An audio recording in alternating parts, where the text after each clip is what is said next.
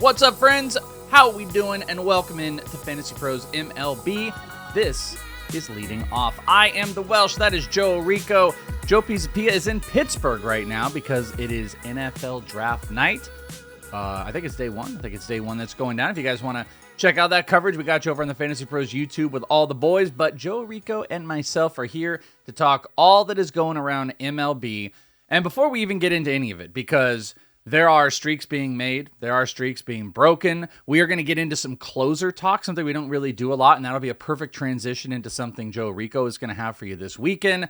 We've got injuries. We just kind of got all of it.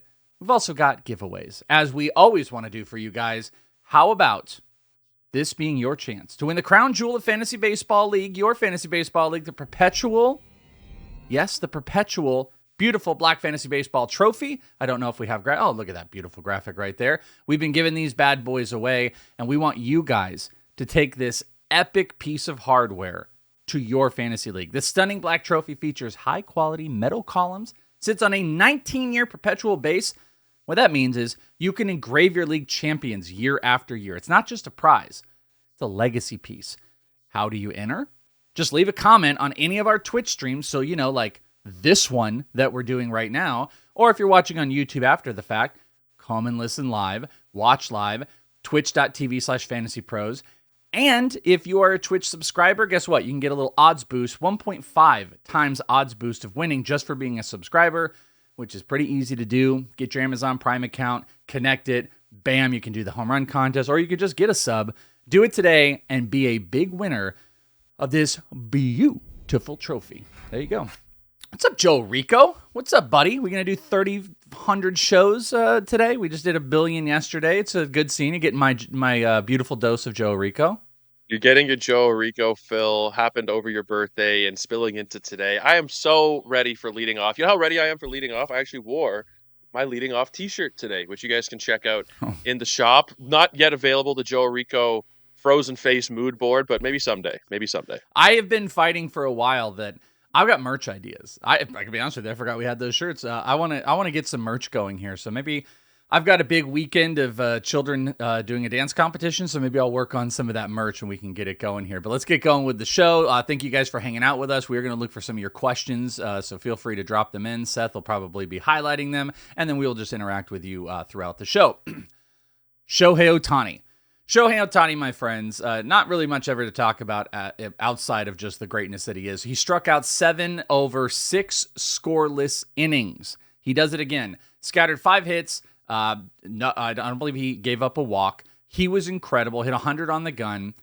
On the hitting side, he went hitless and did not get a walk, so that ends his 53-game on-base streak, which is a pretty incredible streak. I think Joe and I even had talked about it, like looking at the full annals of it. Joe, my question is because I don't know if there's like that much there isn't that much to talk about with Shohei Ohtani. Every time we ever are like, oh, should he be the number one, blah, blah, blah. My question is about the pitching Shohei Ohtani. 0.3 ERA, 0.75 whip. Over these starts, he's getting the strikeouts. I mean, everything looks fantastic. Looks like he's just even in kind of a great maintenance mode. Have we always... Or are we kind of discounting the pitcher-only Shohei Ohtani? Because I think this is applicable to, obviously, Yahoo. If there's a spot where you break him up as a pitcher-only, pitcher and hitter. But then there are some places where it's like in a weekly fantasy league, you have to make that decision of him being a starter or a hitter. And I feel like we're discounting like the number one overall hitter Shohei Ohtani goes number one, but we're like, hey, he's the 20th pitcher. Should we be giving a lot more love to maybe the pitching side is like a top 10 SP, even though he's innings capped? Yeah, I think in formats where, I play a lot of NFBC leagues, I didn't end up with any Ohtani this year. I just kind of got screwed. I didn't get a pick higher than 6th overall, so no Judge, no Ohtani. In those formats where you have to choose one or the other in a given week, you don't get all of his pitching stats, and you probably won't get many of them at all if you think about it, because you're going to get 6 or 7 games of him as a hitter versus 1 outing on the mound. Most of the time you are taking the hitter version, but I see what you did there. I think the versatility that he brings to the table, especially in a year where I think it was Fred Zinke tweeted something the other day, 12 of the top 20 pitchers drafted by ADP have an ERA over 4. So you might get to a point of the season where, you know what, I don't care about the hitting. I need some pitching reinforcements, and Shohei is there for me, which makes him so valuable in those dual formats. But my home league is on Yahoo, where he's separated into two different players. And my buddy Mike actually drafted the hitter and the pitcher version of Ohtani separately. And I think Nice. the pitcher version is actually ranked higher on year-to-date That player raters. that's kind of what I'm getting at. Is like the pitching version has been this underrated piece of it. And I think we've been so conditioned to be like, we got to get our 180, 190, 200 innings and stuff. And it's like the new version of that in fantasy, like obviously you want as much as possible and you want as many 2 starts as you can, but like 160 gets the job done. Yeah. And I think Ohtani can get you 160. I got to pull this out here. Not today, but I have this amazing video, incredible video. I happened upon years and years and years ago, hearing that Ohtani was going to do something on the backfield during spring training. This was when he was with the Angels, and it was over at the Angels, and it ended up being in the stadium. And it wasn't a game. There's nothing going on, and there were just some people there. And what it ended up being was Shohei Ohtani was going to pitch versus like a Tijuana Mexican baseball team, this random one, and it was a circus. Like, oh man, I don't really know how to say it without getting in trouble. They had quite a few interesting. It was like a spectacle. And this, by the way, this is not a sanctioned game. And Shohei Ohtani is out there to pitch like 3 or 4 innings, and there's just like, it's crazy. I'm gonna save myself. But one of the funniest things is like there is 100% some like factory worker that's playing baseball for this team that just launches a 450-foot homer off of that pitching version of Ohtani. And this is around that time where a lot of people were like, Shohei Ohtani might be like a AAA pitcher or whatever. And then fast forward to here where, he is just, he's goated style, but it's not just as a hitter, it is a pitcher. So maybe I'll pull out some of those video and I'll tell you off air what I was trying to say but didn't want to say. Hey, Mets win! Mets actually win a game. They break the streak. Clay Holmes, 7 innings, win over the Twins.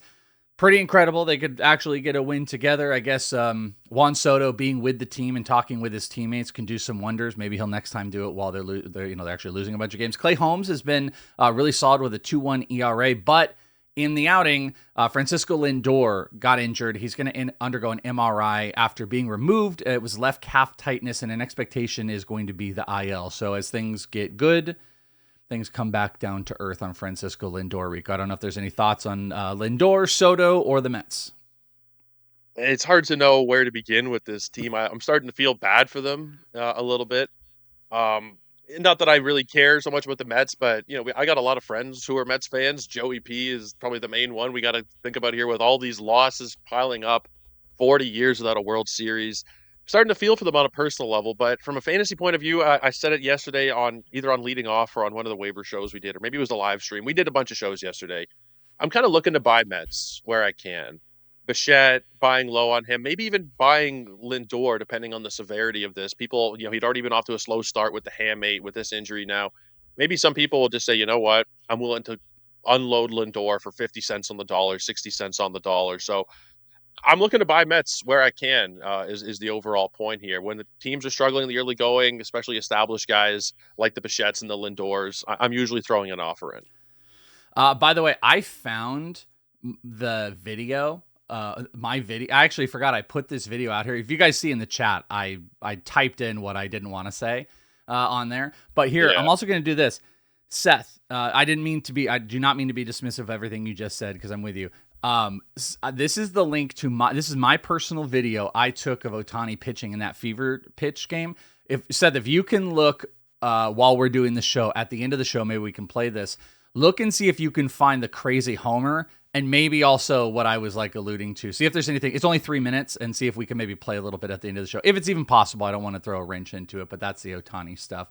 But yeah, the Mets situation across the board, wild. Lindor missing time is going to be brutal. And, we're probably going to see someone like Carson Bench being sent to the minors. Munetaka Murakami homered in his 5th straight game. That is tying a record, Mr. Joe Orrico.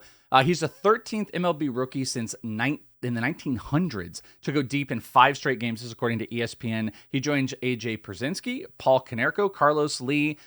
This is the Japanese first baseman, also tied the White Sox franchise record, tying Pierzynski, Konerko, Carlos Lee, and Frank Thomas, Ron Kittle, and Greg Lazinski, who all did this. Murakami's batting average has been popped up to around like 250 now.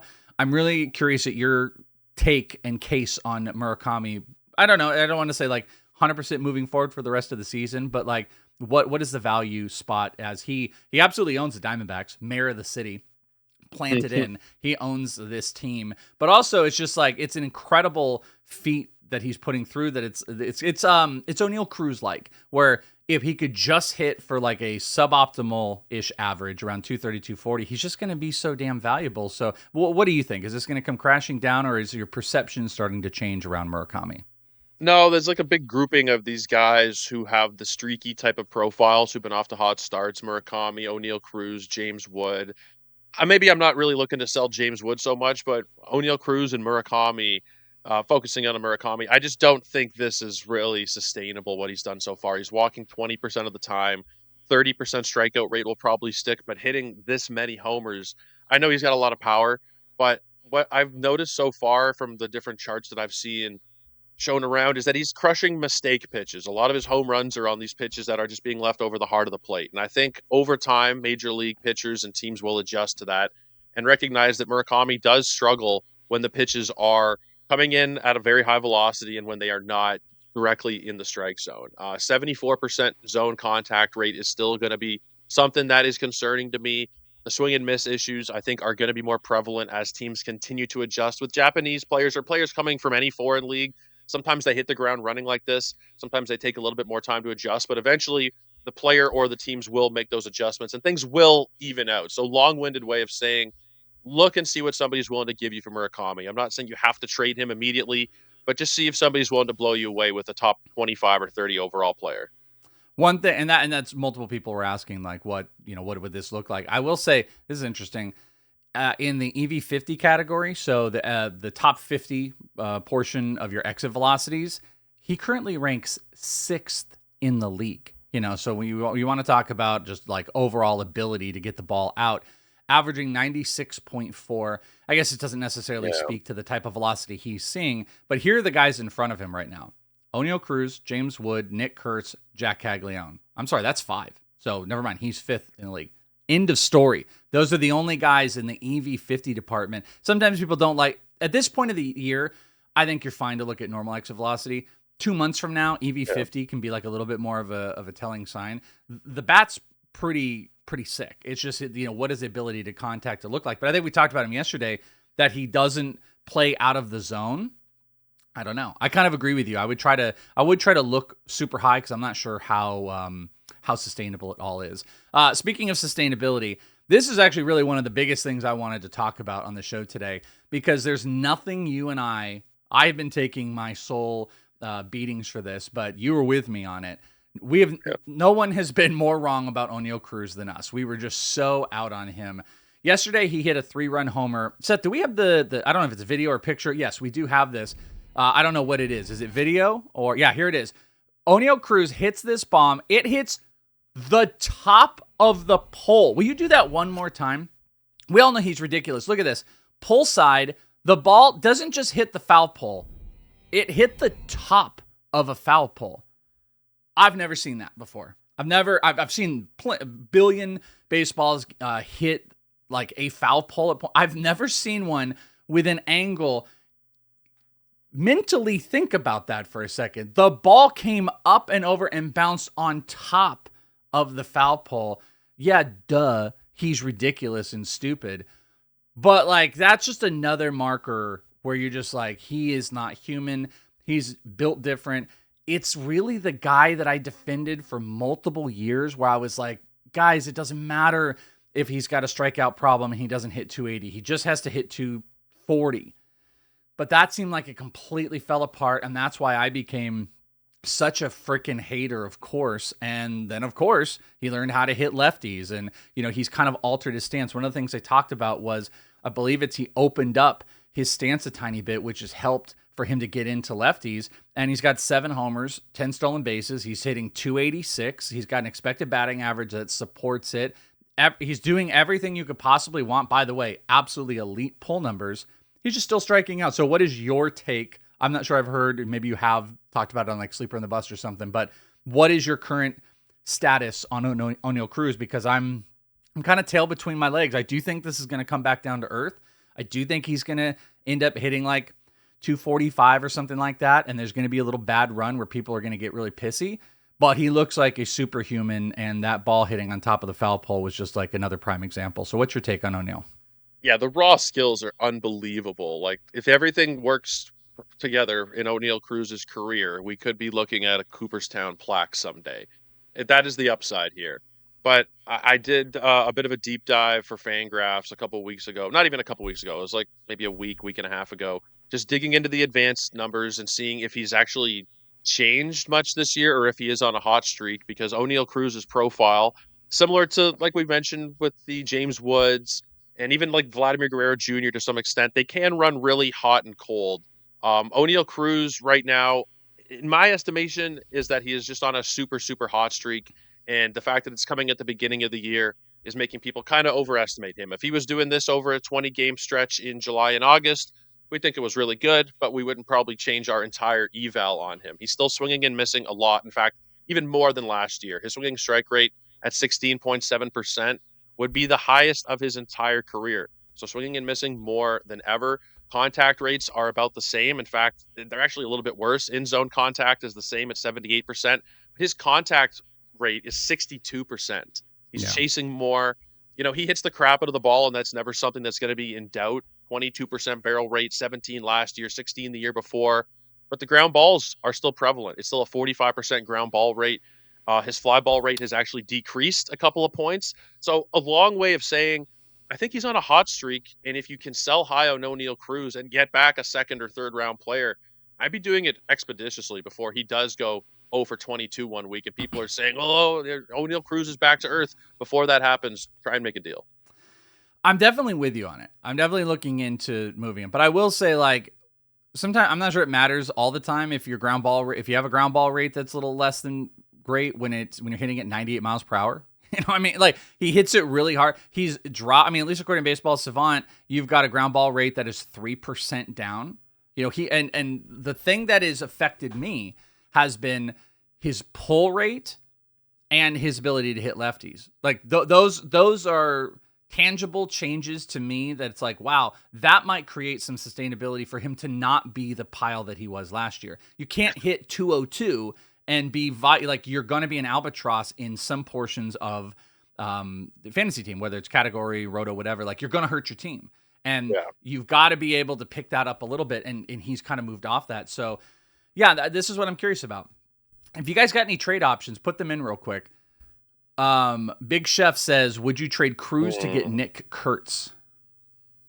I think I trust Kurtz a little more, but he has the same type of profile, and we saw the opposite end of it to start the season for Nick Kurtz with the big swing and miss, with the contact issues, and he was ice cold to start the year. Now he's kind of turned things around. I think I would make that trade.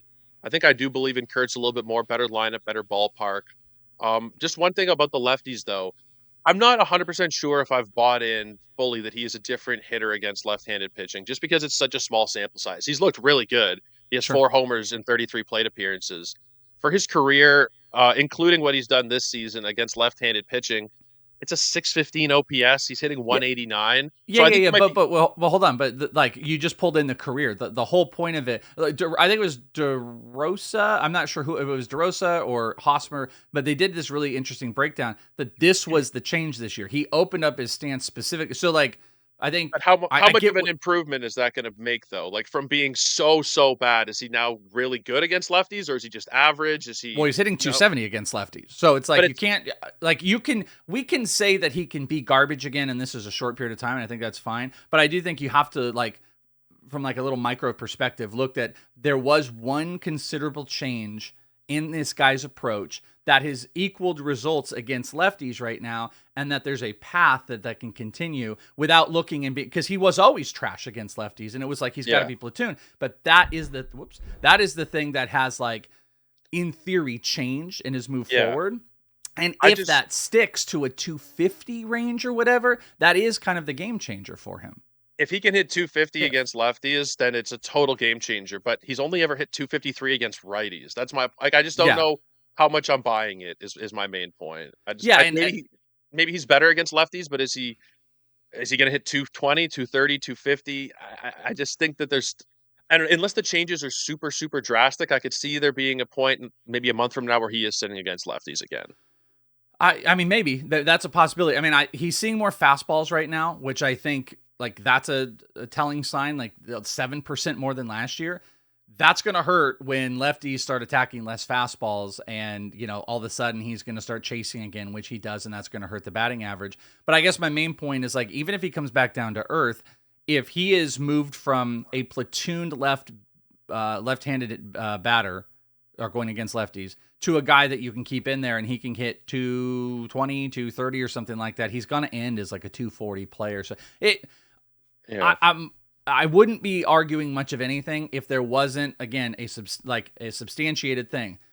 He made an actual change, which you can see. If you look at bat tracking, you can see he has opened his stance up, and he is being able to get in on, especially that inside on fastballs, a lot better. Something to track, something to watch. Bunch of different trade options out there. Let's just burn and churn real quick. How about Cruz, Walker? I'm guessing that's Christian Walker, Kurtz, Stewart. Would you trade Cruz for Sal Stewart?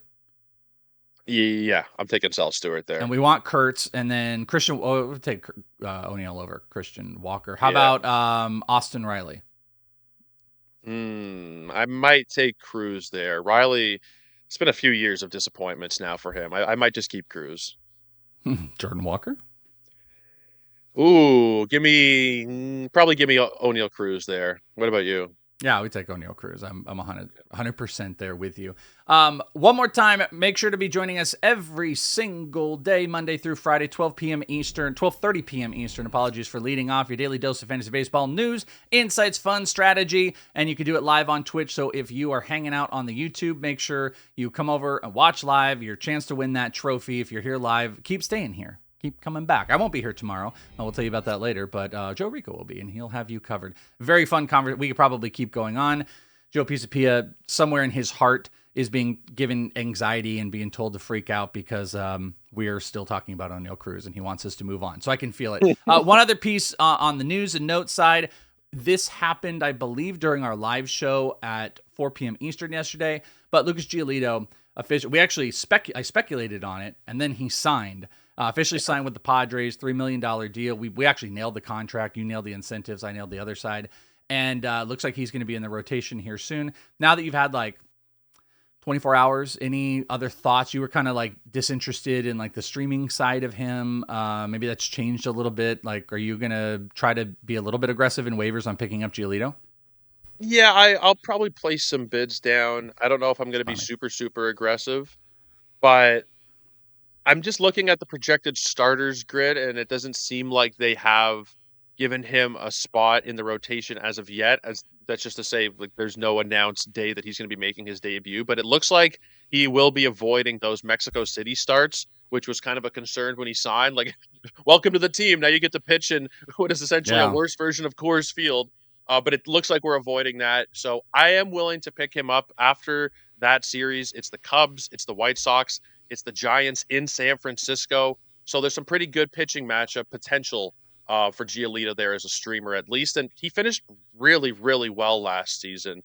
So there's a chance that he actually is a mainstay on your team, especially going to a pitcher-friendly ballpark for a guy who has a ton of home run issues throughout his career. We just saw Nick Pivetta, another guy with home run issues, go to San Diego and kind of fix his career. So maybe we see the same with Giolito.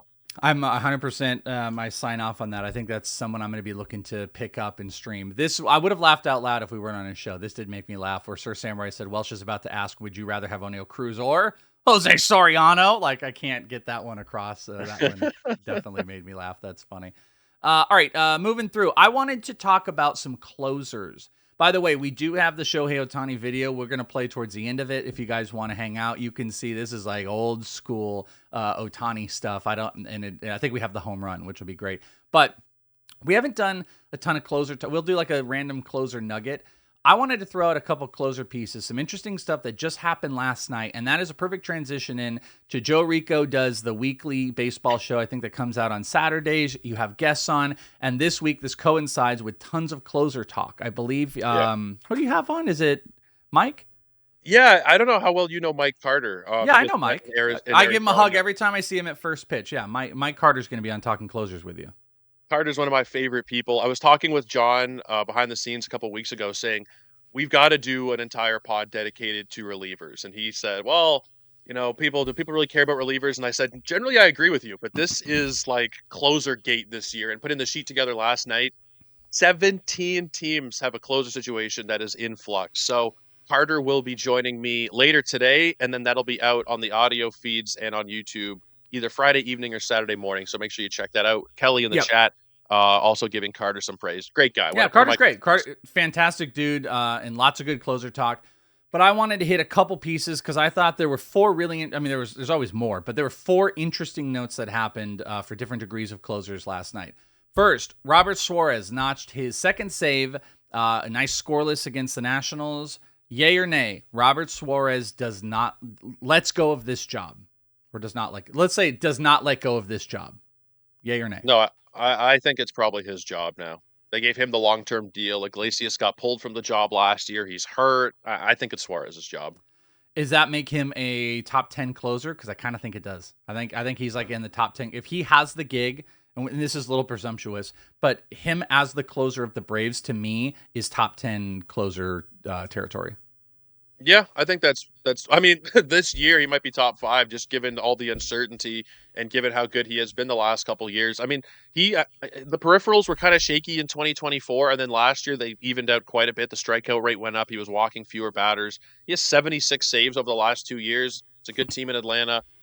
Yeah, Kelly makes a good point. Are there even 10 actual closers at this point?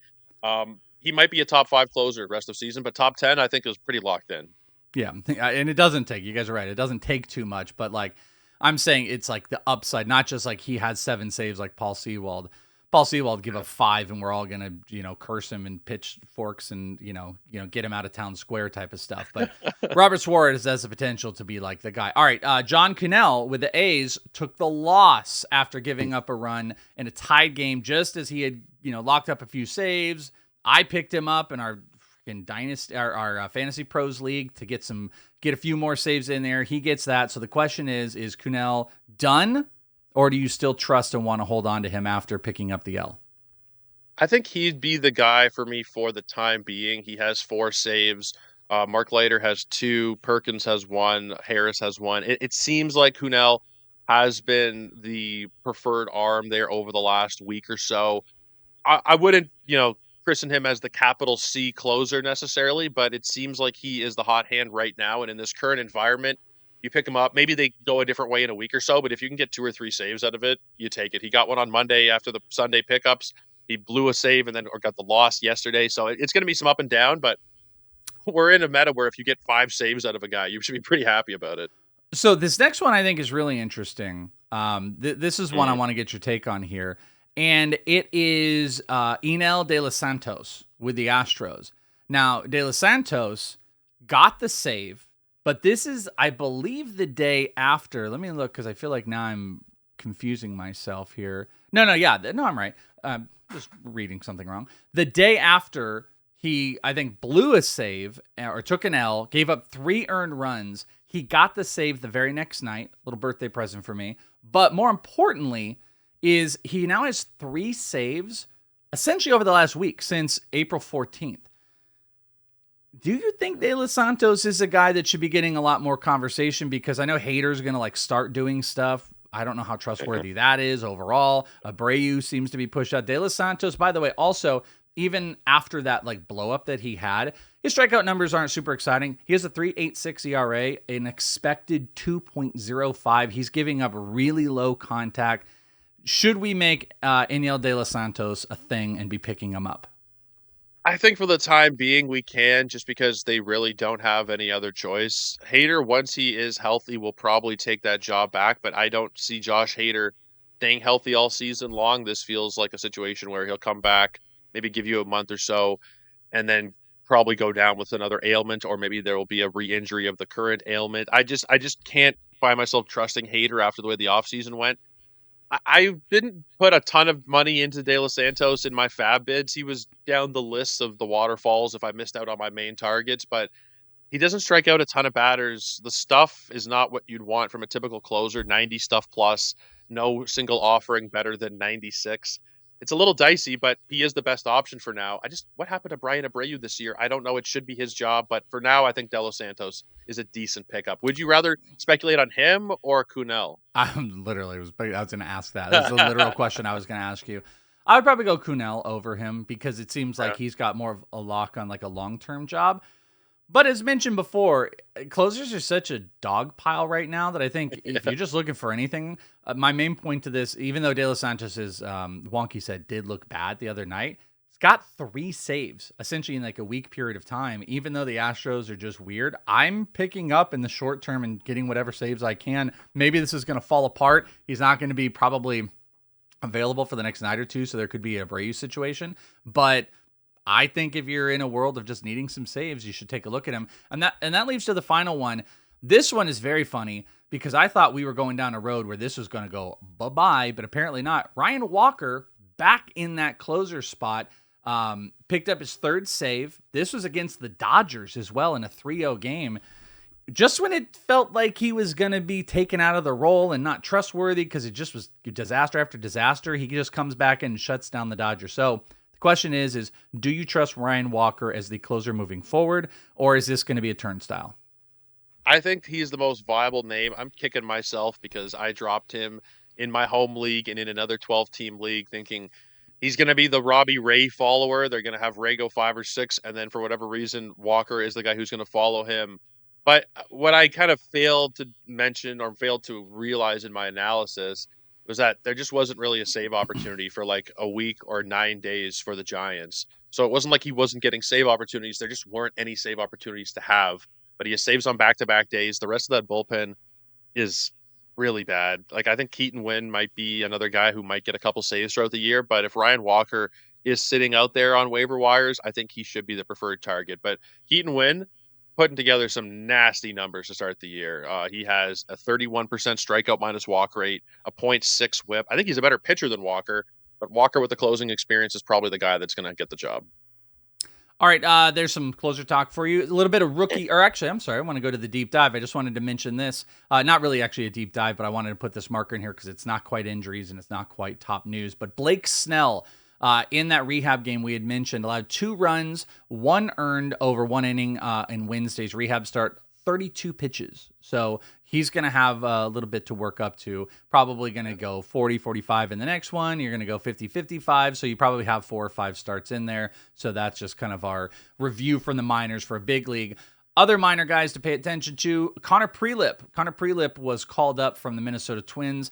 Pitched a pretty damn good outing as well. 4 innings, 4 hits, 2 earned runs, 6 strikeouts. Unfortunately, he could not give a 13th L to the New York Mets. But I thought there was some sustainability in him. And a friend of the show, Jeff Ponce, reported yesterday, this was put out there from Baseball America, that the Braves are calling up J.R. Ritchie. I talked about J.R. Ritchie a couple weeks ago. But what is important to note in this, one of the top pitching prospects available, some people thought he might get out of camp. Didier Fuentes got banged around, 74 pitches in 3 innings. They then had to use Martin Perez, who was going to go today. They had to use yesterday. So this looks like a one-off for the top pitching prospect. So I don't think it matters what he does. He's going to come up, he's going to have an outing, and he's going to be sent back down. So at best, you're looking at like, you could stream him. I'm not sure I feel comfortable streaming him. There's been some walk issues. So I'm going to avoid like completely and let other people spend. I don't know if you feel any different, but it looks like it's only going to be this outing. Yeah, the unfortunate thing about Thursdays is that the slate starts super, super early. So this one's kicking off like before you'll hear this one on the audio feed if you're listening. Oh, yeah, I didn't even notice that. It is like right now. It's like right now. So I think it's probably better, though, because a lot of people will be tempted, especially against the Nationals, to pick him up as a streamer. But we just saw with Fuentes yesterday, it doesn't always go so well in your first career start. And I think with Richie, like you said, this is going to be a 1 up, 1 down type of situation. Yeah. The numbers in the minors have been pretty good, but command has been an issue. 12% walk rate. The opposing contact rates are pretty solid. He's not getting a ton of whiffs. So it wouldn't have been a huge target for me. But, you know, when people are listening to this, they're going to say, he threw a perfect game. What are you guys talking about? I know. We'll see how it goes. As incredible as the Oneil Cruz hit was and go, up and down and right on top of the pole. Maybe one of the most incredible things I've seen. Baseball always treats us to these absolutely insane moments. It's something special about baseball. Like, obviously, you'll see these cool things happen in football, like Odell Beckham catch and stuff like that, one-hander defying moments. But baseball like defines physics sometimes. And that happened yesterday, and I don't know if it's video or picture we have, but Logan Gilbert, a 107 liner, boom, right at him. Looks like it hits him in the chest. Vanishing. It's magic. A magic trick. A 107 liner went in his shirt and disappeared, and they had to stop the game. Dude couldn't get the ball out of his shirt, and it just slipped right in. Exit velocity, as you can see on screen here from Carlos Cortez, was actually almost 108. One of the weirdest things. I mean, again, insanity of Oneil Cruz. Have you ever seen a 108 liner? Look at this slow motion right here, and just goes somehow right into his shirt. No one knows where the hell it is. Baseball is amazing, Joe. I was trying to figure this one out, and honestly, kudos to the umpires for knowing the rule and actually getting the call correct. I know a lot of people didn't think the call should have been correct, but according to the rules, that's a base knock, which is kind of weird because the ball didn't hit the ground. It was in his jersey, but I don't think I've ever seen this before either. It's unfortunate for Logan Gilbert because apparently he's got a nice welt on his stomach after that one, which you can understand, 107 off the belly. But I've never seen this before, I don't think. I've seen players catch with their hats and stuff before, but that's like little league stuff. You don't really see stuff like this happen. I didn't even think that, like, it seems like that should be a catch. It should be. I feel like it should be because it never touches the ground. But there is a specific But if rule. you can jump in the stands and not have your feet planted, catch the ball, and that's an out. I think that's also stupid. Shouldn't this be an out? I think it probably should be an out. There's no specific rule that it has to be the glove or hand, but there is something about using your jersey. I can't remember the way it's specifically written. Oh, they're making it up. They're just making stuff up now. But I do think that they got the call correct. It doesn't seem correct. The ball did not hit the ground. This should be a base hit. The same way I believe if the ball goes into the outfield stands, it should be a home run, regardless of where the outfielder is standing. But it's a pretty unique thing. Luckily, we probably will not have to deal with this situation too many more times. I don't like them treating this like it's a ball that that like is stuck under the railing or something, and we stop play. Like, I think it should be a catch. He caught it with his jersey. It's amazing. Let's give Logan Gilbert the love. I mean, that's fine that there's a rule for it, but I want that to be an out. And baseball's amazing. Like I said, defying the laws of what a human can do, but baseball defies the laws of physics sometime, and that was awesome. 3 up and 3 down. Nick Martinez went 8 innings, 1 run ball, 6 strikeouts against Cincy. I'm like, oh, Pete Lambert. Pete Lambert was awesome. 6 innings. He shut him down. 3 walks, struck out 8. Ridiculous. And Michael Harris had a 2-homer day, which was great. On the downside, Michael Wacha allowed 6 earned runs against Baltimore. Gunnar Henderson 0 for 5 with 3 strikeouts. Yuck. And Zach Littell allowed 6 earned runs, 4 homers on the way down. Our friend Wyatt Langford placed on the IL with a grade 1 flexor strain. That is brutal. Do you think in a 10-man, Wyatt Langford is cuttable? I know somebody shared something like Wyatt Langford got cut. They're like, should we pick him up? You and I still are kind of like believers in him. I would want to IL him if he did get cut. But, I mean, do you think in like a 10-team league, someone could just be like, listen, I'm done with this, and they could justifiably get rid of him? Only if they're out of IL space. If you have the IL spot, I would be holding him for sure. I mean, if it's a really shallow 10-team, 3-outfielder league, maybe, but they say that they expect a minimum stint. The thing with Wyatt Langford is that he's getting this injury-prone label attached to him, rightfully so. So maybe he comes back in 10 days and there's something else in another 10 days, but I'm still a strong, firm believer in the talent. So if he's available anywhere, I'd be picking him up and stashing him for now. Yep. Jackson Chourio took his first swings on Wednesday, progressing well, they're saying. So he's going to be reevaluated this weekend. JT Realmuto was placed on the IL with some back soreness. It's expected to be minimal. Michael Garcia day-to-day after having some pain in his right elbow during an at-bat. I do not like that, but the expectation is he's going to be back on Friday, so okay. Anthony Volpe is about 2-ish weeks away from his return from the IL. Jose Caballero has done everything he possibly can to make that an easier transition for them by not being super great. So there's going to get opportunity. Quinn Priester recorded 2 outs and allowed 4 runs on Wednesday in his minor league start over at AAA Nashville. So he's getting close. And Jose Barrios threw 4 innings in low A rehab as he is trying to get back from that stress fracture in his elbow. I would be more optimistic about Quinn Priester than I would Jose Barrios. Just throwing that. I don't know if you feel different. Probably, but not a Barrios guy. I did see something about Priester's velocity being down a couple ticks, so something to monitor. But I agree, Barrios just not good. He was serviceable enough for a couple years there, but the numbers below the surface have been trending down a lot. And he also he got really mad at the team for not letting him pitch in the World Series. Which you had no business pitching in any playoff game, so maybe there's a little bit of internal stuff going on, and there seems to be with Eric Lauer too. So some clubhouse stuff going on in Toronto that's not great as well to go along with Barrios' struggles. Honestly, I'm ecstatic for Barrios to come back because I can go back to an old trend I did last year is just see who Barrios is pitching against and take guys on that team to homer. So it's a proven strategy that works really well. And speaking of which, let's go to the home run board because Joe Orrico, I don't think we have a marker for 1 homer that Joe Orrico has now because he just started playing the game, but he did get Cal Raleigh. I'm an idiot and I just can't get homers, so it's just never going to happen. So I'm just going to give up mentally. But on the board, High Cubby has got the lead with 13 more than any other person. Solar Flare with 12. We, friends, have 10 people in the double-digit homers. Joey P is on the board, so this board is irrelevant. And a bunch of our other friends that are out there. You guys can be a part of it if you grab a sub on the Twitch. You can enter the contest, or you could just go to our Discord and you can start entering it there. It's not too late. Doesn't matter that it's April. Doesn't matter that High Cubby has 13 because anything can happen and you can win that autographed Juan Soto jersey that's on screen there. So that is what the board looks like. And that takes us to our home run calls today. Who do you have, Mr. Joe Orrico? I am going to take Fernando Tatis. They are still at Coors Field. He has not hit a home run this season, but I think he's getting off the schneid today against Ryan Felter. One more Coors game. I'm still liking those Padres, by the way. You won't find Tatis, of course, but pick him up ahead of that weekend series.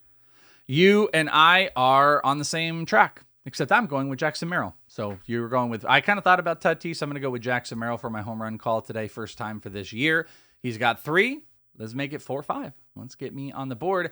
And that will take us to our best bets for the day, brought to you by Hard Rock Bet, our Hard Rock best bet of the day.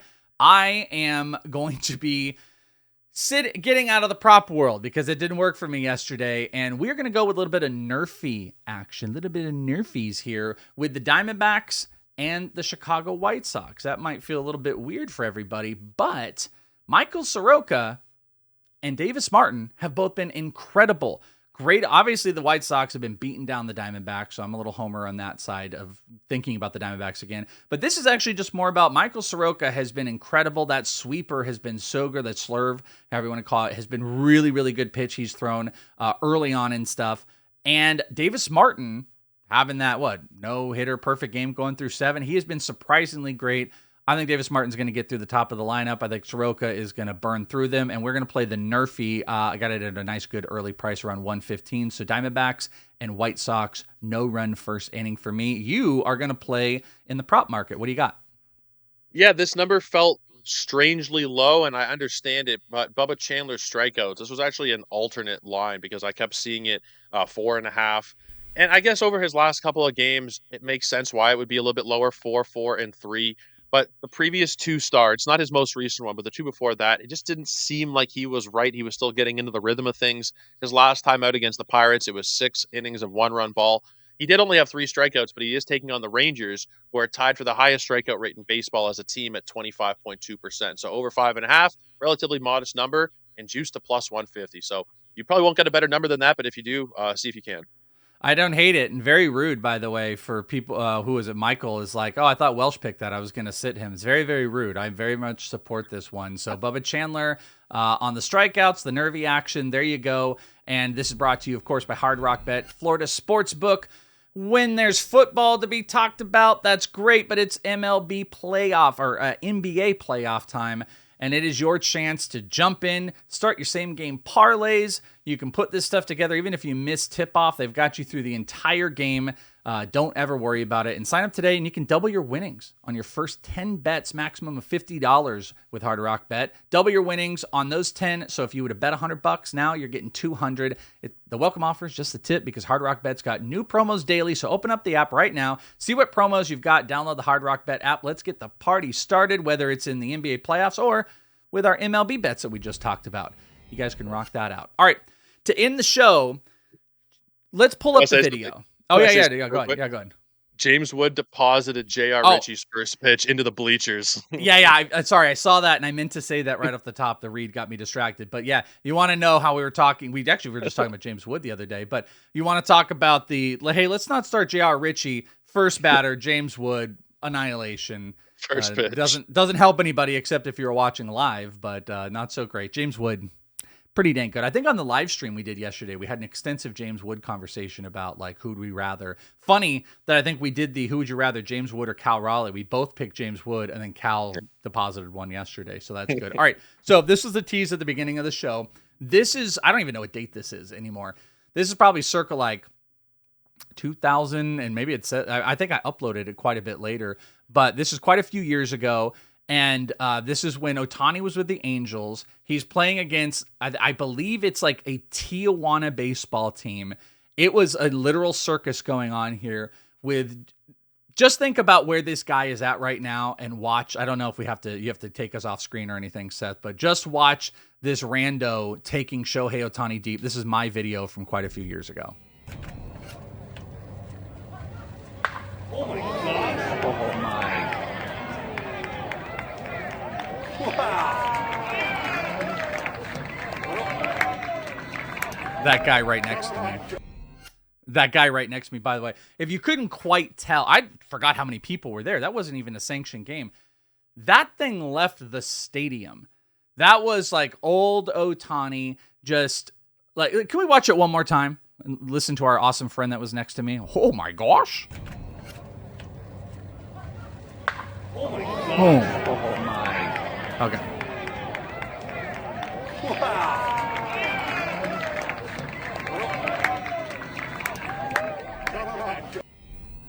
And this was a random guy. This is a random guy that hit the home run too.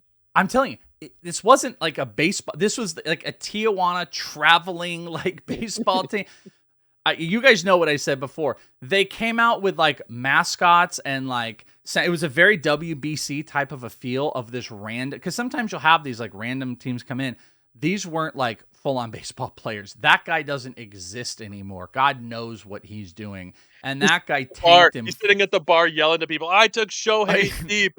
They're like, sure, buddy. Yeah. Right. I bet you did. There any video proof? No, it wasn't a game. It was and I'm the only one that's got the video out there. Whole point of all of that in the funness was that, by the way, you could see the old I forgot there was all the ITL stuff I put on there, old ITL logo. But the whole point is like we went from that AAA version of a Shohei Ohtani who really wasn't a very good pitcher, wasn't being scouted as a very good pitcher, to a sub-1 ERA, and maybe, just maybe, the individual pitching side might be as valuable as the hitting side. So I don't know. That was fun. All right. Longer show. Hopefully you guys enjoyed it. Thanks for hanging out. I am not here tomorrow.